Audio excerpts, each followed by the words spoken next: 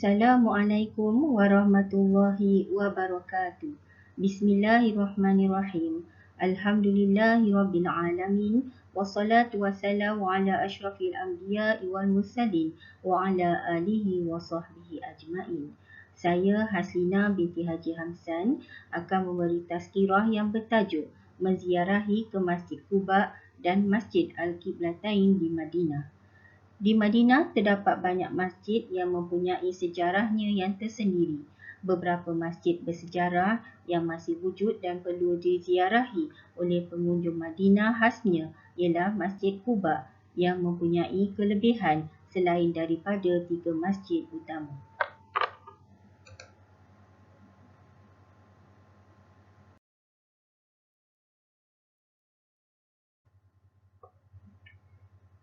Masjid Quba merupakan masjid pertama yang dibangun dalam Islam.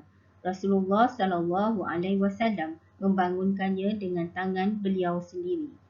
Imam Bukhari meriwayatkan daripada Ibnu Umar radhiyallahu bahawa Rasulullah selalu pergi ke Masjid Quba pada tiap-tiap hari Sabtu, sama ada dengan menaiki unta atau berjalan kaki. Ada kalanya Rasulullah pergi pada hari Isnin dan Khamis. Rasulullah SAW juga bersabda, sesiapa yang berwuduk di rumahnya kemudian pergi ke Masjid Quba untuk bersolat akan diberi ganjaran pahala seperti pahala menunaikan umrah.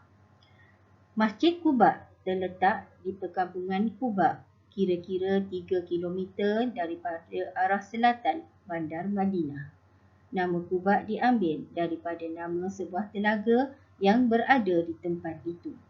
Masjid ini berbentuk 4 persegi dan luas kawasannya sekarang kira-kira 5,035 meter persegi. Sejarah pembinaan Masjid Quba pada hari Isnin 8 Rabiul Awal bersamaan 23 September 622 Masihi. Rasulullah SAW tiba di perkampungan Quba dalam perjalanan hijrah dari Makkah. Baginda tinggal di sana selama 4 hari di rumah Sayyidatina Khalthum bin Al-Hadam.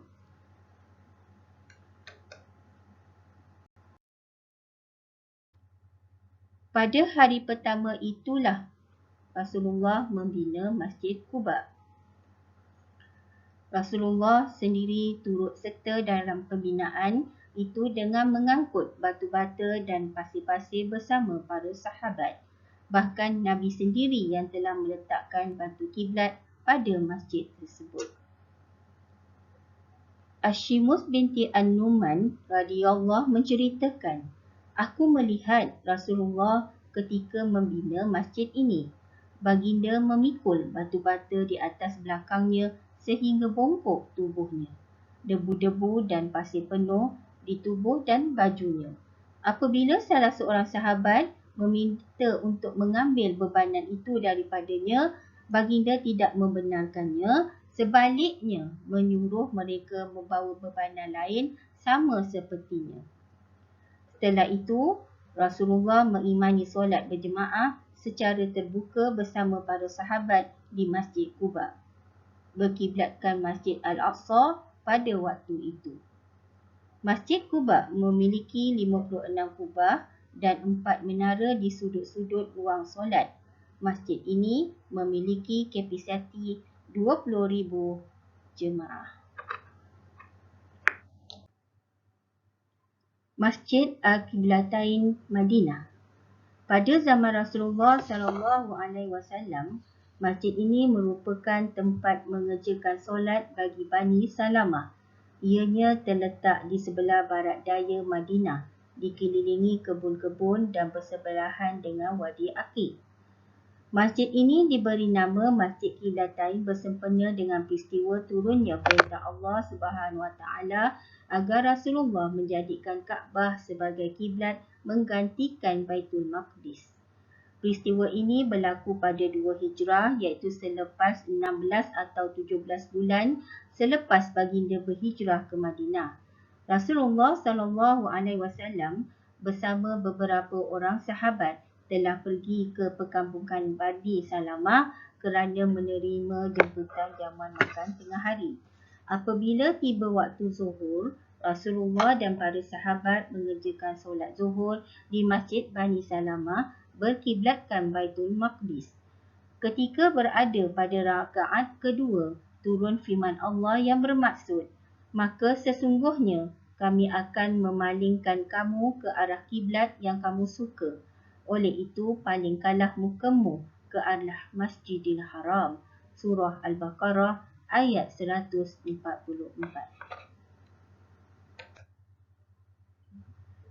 Dengan turunnya ayat di atas, Rasulullah SAW segera mengubah arah kiblat baginda dengan berpusing ke belakang diikuti para sahabat, dan mereka menyempurnakan solat zuhur tersebut menghadap ke arah dua kiblat iaitu Baitul Maqdis, dan kemudian mengubah kedudukan baginda lalu berkiblatkan Baitullah di Makkah Al-Mukarramah.